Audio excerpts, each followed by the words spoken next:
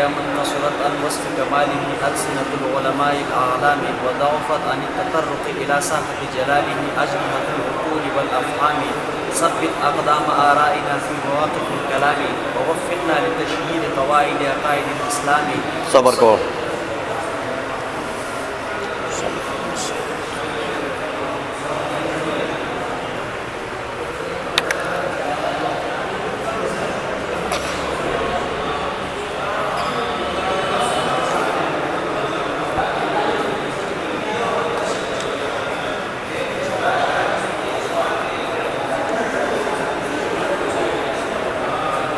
اصل میں نے آپ کو بتا دیا تھا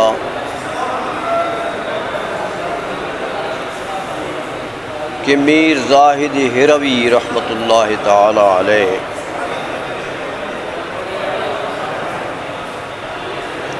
یہ ایک بہت بڑے روحانی اور علمی خاندان کے چشم و چراغ ہیں.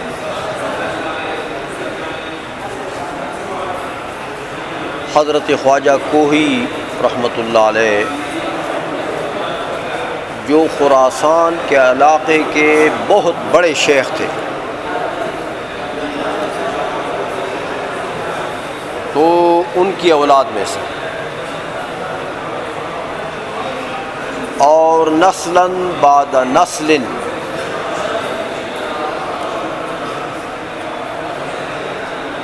جید اور پختہ کار علماء میں سے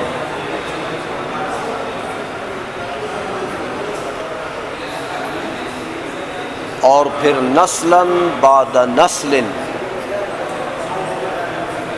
دین کی خدمت میں لگے ہوئے.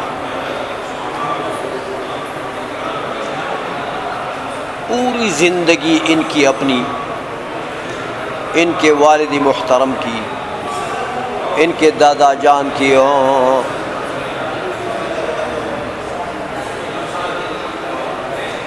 وہ دین کی خدمت میں انہوں نے صرف کی.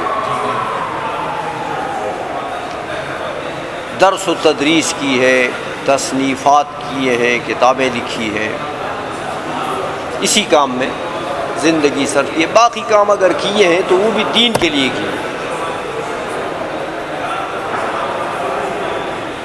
بادشاہ کی نوکری بھی کی ہے، لیکن وہ بھی دینی احکام کے نفاذ کے لیے کی. لوگوں کے اوپر دین نافذ کیا. کابل کے گورنر جب بنے تو دین نافذ کیا وہاں. اس لیے پوری زندگی ان کی جو ہے اور ان کے آباء و اجداد کی، وہ گویا کہ دینی خدمات سے عبارت ہے.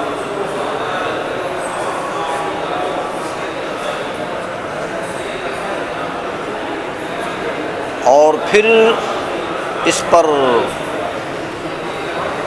مستزاد یہ کہ حسینی سید ہے.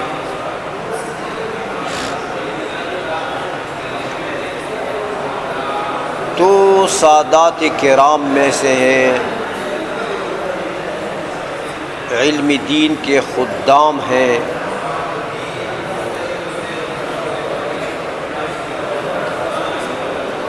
تو یہ صاحب حیات الحیوان نے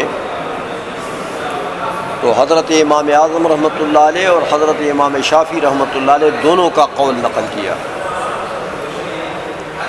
کہ یہ جو دین کے علماء ہیں یہی اولیاء ہیں.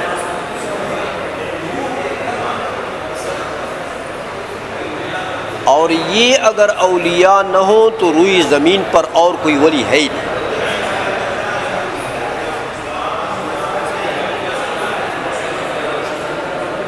جو دین کی خدمت کرتا ہے، جس کے دم قدم سے دین باقی ہے، وہ اگر خدا کا ولی نہیں ہے، خدا کے قریب نہیں، تو پھر ہوگا کون؟ یہ چرسی ورسی لوگ یہ اللہ کے ولی ہوں گے؟ اس لیے گویا کہ میر زاہد ہروی رحمۃ اللہ علیہ بقول امام اعظم رحمۃ اللہ علیہ اور بقول امام شافعی رحمۃ اللہ علیہ اولیاء کرام میں سے،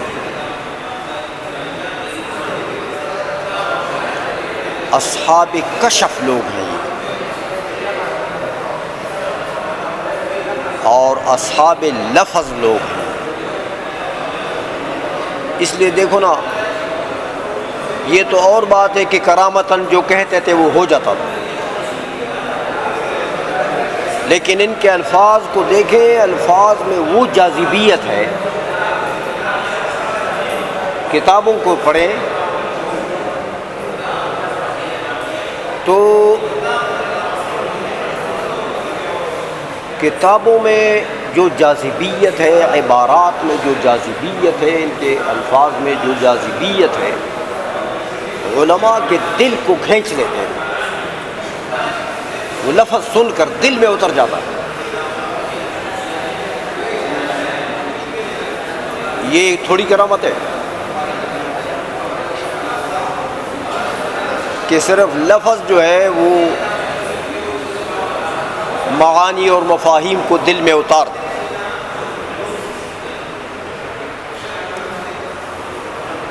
بات سمجھ میں آ گئی ہے؟ اس لیے یہ لوگ جو ہے یہ اہل مشاہدہ لوگ ہیں، اہل مشاہدہ لوگ۔ اس لیے خطبے کے ابتداء میں کیا فرماتے ہیں؟ اللہ جل مجدہ سے ڈائریکٹ خطاب کرتے ہیں۔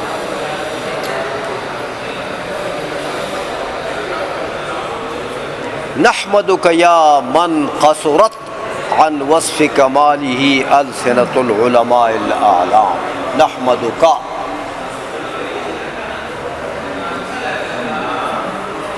یہ جو خطاب ہے،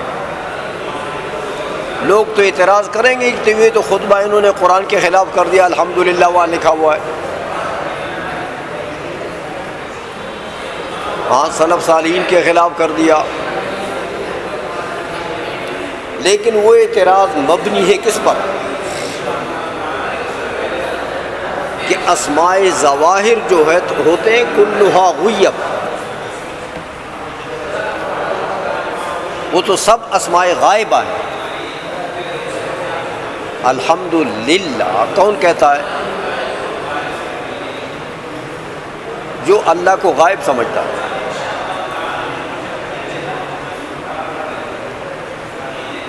ہاں، الحمد للرحمن کون کہتا ہے؟ جو اللہ کو غائب سمجھتا ہے۔ نحمدک کون کہتا ہے؟ جو اللہ کو حاضر سمجھتا ہے، سامنے سمجھتا ہے، دیکھتا ہے۔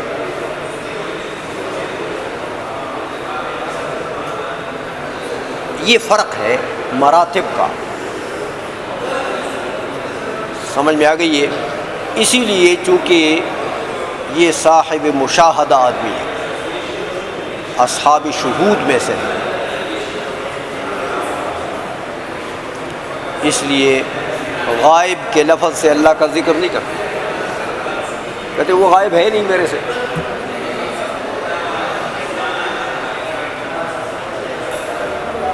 تو حاضر کے لفظ سے ذکر کیا، نحمدک۔ اور پھر دیکھو، دنیا کو دیکھ رہے ہیں بصیرت سے، دنیا کو دیکھ رہے ہیں۔ بظاہر تو یہ کتاب خود لکھ رہے ہیں، تو اس کو احمدک کا کہنا چاہیے، لیکن کیا کہہ رہے ہیں؟ نحمدک، کہ اپنے مشاہدے سے دنیا کو دیکھ رہے ہیں کہ ساری دنیا اور ہر عاقل اور غیر عاقل چیز اللہ کی حمد میں لگی ہوئی ہے، حمد قولی ہے کہ حمد حالی ہے، ہر چیز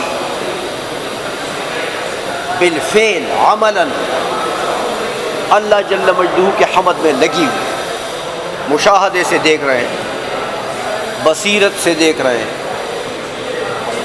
اس لیے فرمایا ہم سب لگے ہوئے ہیں نحمدک، ساری دنیا لگی، سب مخلوق لگی ہوئی ہے۔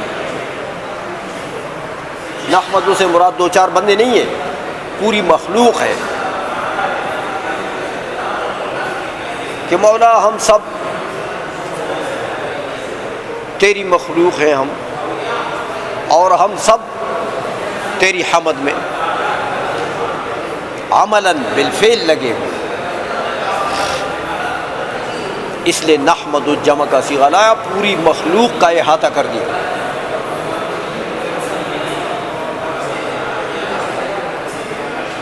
یہ بہرحال میر زاہد نے کیسے ظاہر کر دیا اپنے آپ کو، لیکن ہو گیا، لفظ منہ سے نکل گیا۔ تو ان کا رتبہ جو ہے وہ اس سے پتہ لگتا ہے کہ کس مقام کے لیے۔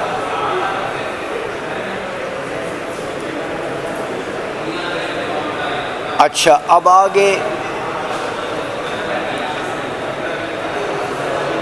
ندا کے بعد ہو، خطاب کے بعد ہو، فرماتے ہیں حمد تو ہم کرتے ہیں، ساری مخلوق لگی ہوئی ہے، حمد تو کر رہی ہے، لیکن مولا تیری شایان شان حمد کس کے قابو میں، کس کے وسع میں اور کس کے طاقت میں؟ یہ تو کسی کے وسع کی بات ہو نہیں۔ کیوں؟ فرماتے ہیں بڑے بڑے علماء اعلام، علماء اعلام کی زبانیں جو ہیں وہ تیرے وصف، تیرے بیان وصف سے عاجز ہیں، تیرے شایع نشان حمد جو ہے وہ تو ہمارے وسع میں نہیں ہے۔ تو ہم کرتے تو ہیں، مخلوق تیری حمد کر تو رہی ہے، لیکن مخلوق اپنی شان کے مطابق کر رہی، تیری شان کے لائق نہیں۔ جو جس کی وسع ہے اسی کے مطابق وہ کر رہی ہے، اور وہ تیرے شان کے برابر اور لائق ہو جائیں یہ تو ہمارے بس کی بات ہی نہیں، تیری شان تو بہت عالی ہے۔ تو آپ کو بتا دیا اپنا مقام بھی، اور یہ بھی بتا دیا کہ باری تعالیٰ کی ہم جتنی بھی حمد کریں وہ اس کے شایع نشان ہونا تو ممکن ہی نہیں۔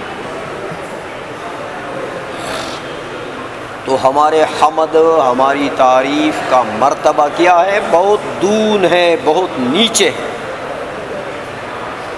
باری تعالیٰ کی شایع نشان تو نہیں ہے۔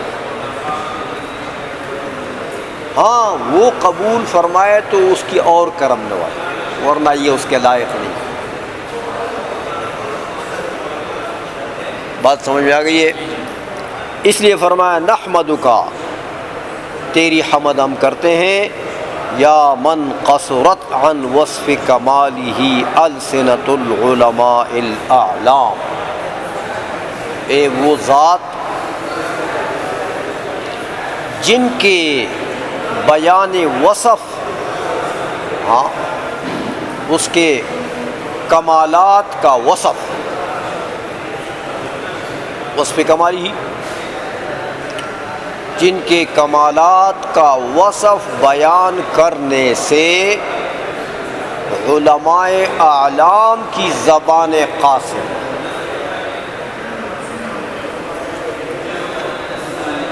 تو دیکھو وہ علماء جو اعلام ہیں، اعلام عالم کی جمع ہے، علم ایک معنی میں علامت کیا تھا، دوسرے معنی میں جبل کیا تھا، پہاڑ کا۔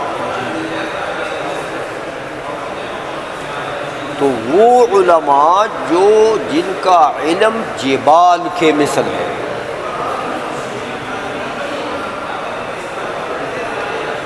ایسے علماء ان کی زبانیں بھی قاصر ہیں، تو جب ان کی زبانیں بھی قاصر ہیں تو ہم کیا چیز ہیں، ہماری کیا حقیقت ہے؟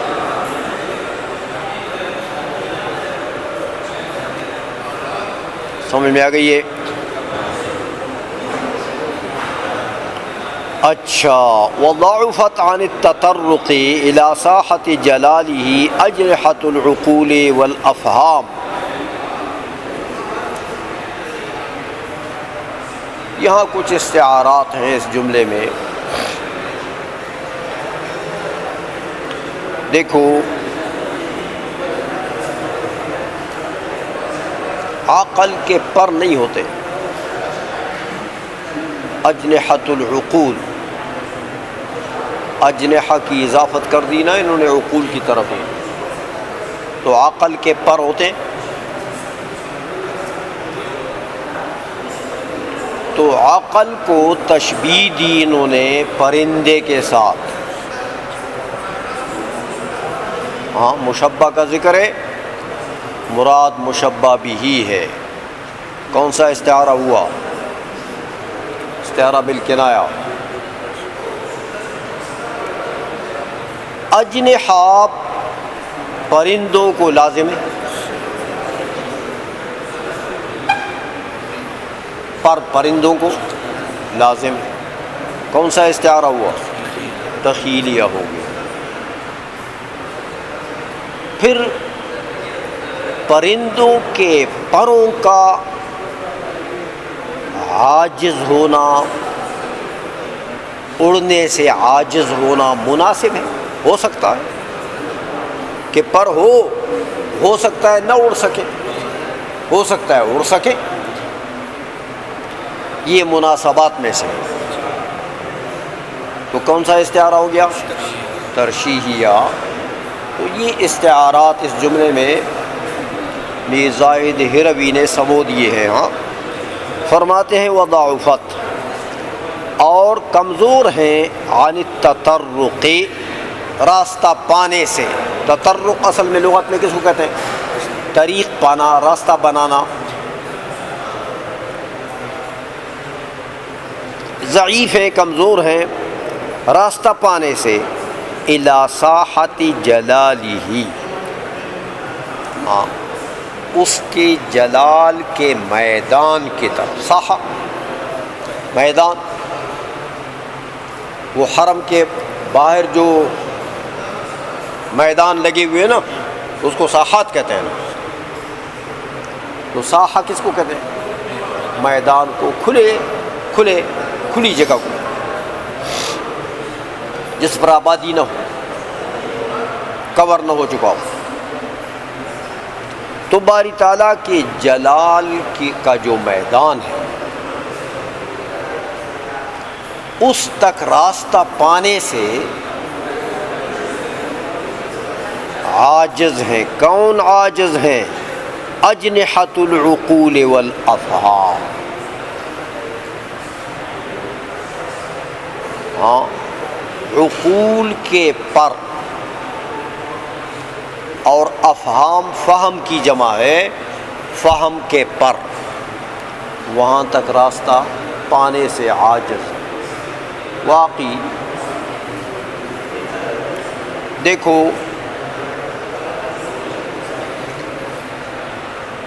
جلال کا ساحہ نہیں ہوتا. دیکھا، الی ساحۃ جلالہ، تو ساحہ تو بھائی زمین کا ہوتا ہے، ارض کا ہوتا ہے. جلال کا تو ساحہ نہیں ہوتا. یہاں پھر استعارہ ہے.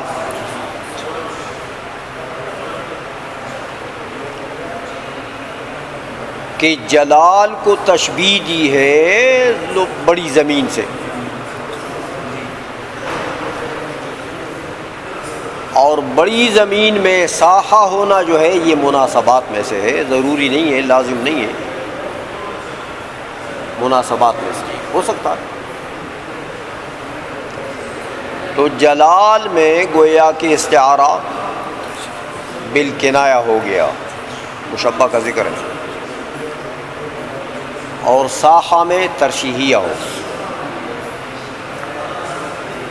تو مطلب یہ ہے ان کا کہ باری تعالی کے جلال کا تو بہت بڑا ساحہ ہے جس کا کوئی حد نہیں ہے. باری تعالیٰ کا جلال محدود نہیں ہے، متناہی نہیں ہے، غیر متناہی، بہت بڑا ساحہ ہے. لیکن اتنے بڑے ساحے تک بھی پہنچنے کے لیے، اتنے بڑے ساحے تک بھی پہنچنے سے عقول کے پر عاجز. سمجھ میں آ گئی ہے؟ عقول کے پر، یعنی اگر یہ عقل پرندہ ہوتا نا تو پرندے کے تو پر ہوتے، تو پرندہ تو پھر اڑتا ہے پروں سے، تو جب پروں سے اڑتا ہے تو کہیں پہنچ جاتا ہے، اپنے مقصود تک پہنچ جاتا ہے. اپنے گھونسلے کے تک جانا ہو یا جدھر بھی جانا ہو. یہ آپ دیکھتے ہیں نا صبح کے ٹائم میں یہ بہت سے کوے جو ہیں یہ رسال پور سے اڑتے ہیں، ادھر آتے ہیں، پتہ نہیں کدھر جاتے ہیں، لشکر کے لشکر جا رہے ہوتے ہیں. تو عصر کے بعد پھر دیکھتے ہیں تو ادھر جاتے ہیں، واپس جاتے ہیں. تو جب اڑتے ہیں پروں سے تو اپنے منزل مقصود تک وہ پہنچ جاتے ہیں. تو پرندہ تو پر کے ذریعے سے منزل مقصود تک پہنچتا ہے، لیکن عقل اس منزل مقصود تک نہیں پہنچ سکتا. عقل سے یہ ماورا ہے. باری تعالیٰ کا جو ساحہ جلال ہے یہ عقل کے احاطے کے اندر نہیں ہے. تو دیکھو بتا دیا آپ کو کہ جلال باری تعالیٰ کی ایک صفت ہے، باری تعالیٰ کی ذات تو نہیں ہے، باری تعالیٰ کی صفت ہے. تو باری تعالیٰ کی صفت تک پہنچنا بھی عقل کا کام نہیں ہے. تو ذات تو رہی ماورا. تو عقلیات سے، عقل کی طاقت سے باری تعالیٰ کی صفت تک بھی نہیں پہنچا جا سکتا، عقل کی طاقت سے. تو حکماء اور صوفیاء میں یہ فرق ہے. حکماء پہنچنا چاہتے ہیں عقل کے ذریعے سے، صوفیاء عقل کے ذریعے سے نہیں. صوفیاء روحانی قوت کے ذریعے سے پہنچنا چاہتے ہیں. سمجھائیے، اس لیے انہوں نے فرمایا، اشارہ کر دیا کہ بھئی عقل کا یہ کام نہیں. لہذا جو لوگ عقل کو استعمال کرتے ہیں باری تعالیٰ تک پہنچنے کے لیے وہ کبھی بھی نہیں پہنچ سکتے. سمجھ میں آ گئی ہے؟ راستہ اپنانا پڑے گا. یا نحمدک یا من، اس مرتبے تک پہنچنے کے لیے راستہ استعمال کرنے کا کون سا؟ صوفیاء کا. پھر پہنچے. تو پہلے جملے میں یہ بتا دیا کہ بھئی میر زاہد ہروی پہنچ چکے، یہ اس مرتبے کا آدمی ہے. دوسرے جملے میں یہ بتا دیا کہ عقل سے نہیں پہنچاؤں گا. مجھے اللہ نے علم بڑا وسیع دیا ہے، عقلیات کا بھی، معقولات کا علم بھی ہے، لیکن معقولات اور عقل کے علم سے میں یہاں نہیں پہنچا. ہاں، یہ تصوف اور صوفیاء کے راستے کی برکت ہے. آئی سمجھ میں؟ اچھا، جب یہ خطاب کیا باری تعالیٰ کو، دیکھو نا اب خطاب کرتا ہے، اتنے بڑے حضرت میں انسان حاضر ہوتا ہے تو کچھ مانگنا بھی چاہیے بھائی. نحمدک یا من، تو ایسی دعا کرتے ہیں جو مقصود کائنات ہے. فرماتے ثبت اقدام آرائنا فی مواقف الکلام، چونکہ علم کلام کی کتاب ہے، علم کلام کی کتاب لکھنا چاہتے ہیں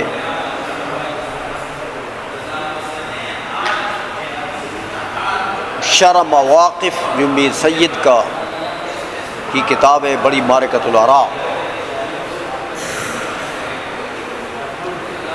اس پر حاشیہ لکھنا چاہتے ہیں تو علم کلام کی بات ہے، تو دعا کرتے ہیں مولا یہ علم کلام کی جو کتاب ہے مواقف، قاضی عدد کی کتاب ہے نا مواقف، اس کی شرح لکھی میر سید نے۔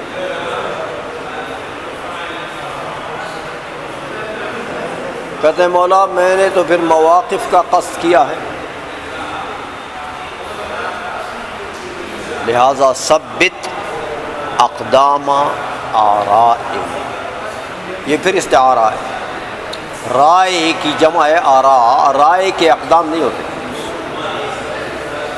اقدام بندے کے ہوتے ہیں، رائے کو تشبیہ دی ہے بندے سے، ذکر مشبہ کا ہے، استعارہ بالکنایہ ہو گیا، اقدام اس کو لازم ہے، تخیلیہ ہو گیا اقدام میں۔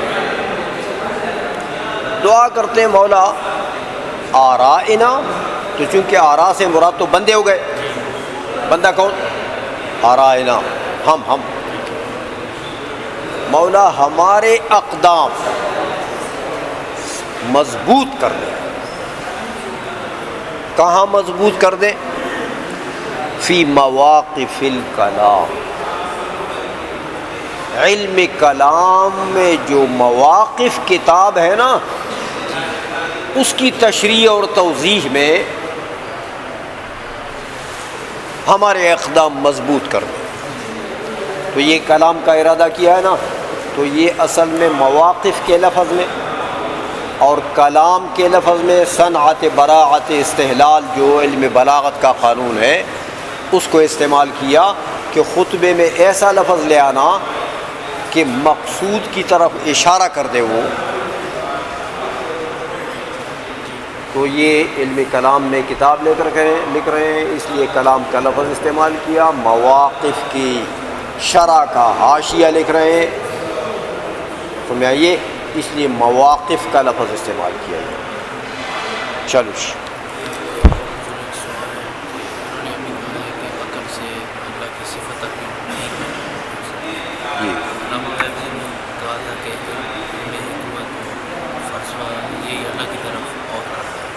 ہاں، لیکن اس میں یہ ہے کہ محض عقل سے نہیں پہنچ سکتے ہیں نا، اس میں یعنی وہ جو امور نفس الامریہ ہیں جہاں تک انسان عقل سے پہنچتا ہے، ان امور نفس الامریہ سے آگے اس کو استعمال کرنا پڑے گا،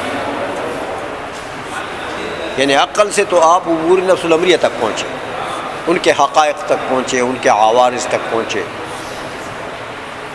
اس لیے میں نے بتایا تھا نا کہ وہ اس کو آگے لے جانا پڑے گا، باری تعالیٰ کو پہچاننے کا ذریعہ بنانا اس کو، تو وہ ایسا ہے کہ باری تعالیٰ کی معرفت اجمالیہ حاصل ہو جائے گی، اس سے حاصل ہوتی ہے۔ امور نفس الامریہ جو ہے ان کے حقائق اور ان کے عوارض جو آپ پہچانیں گے تو آپ کو اتنا پتہ لگ جائے گا کہ بھئی یہ باریکیاں، یہ چیزیں، ان کا کوئی نہ کوئی خالق ہے،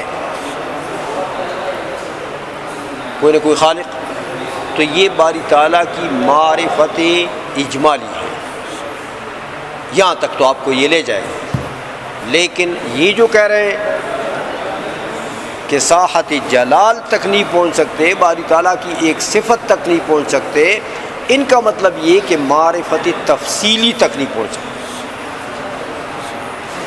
تو عقول کا کام باری تعالیٰ کی معارف تفصیلیہ تک پہنچانا نہیں، اجمالی تک تو پہنچ سکتے ہیں۔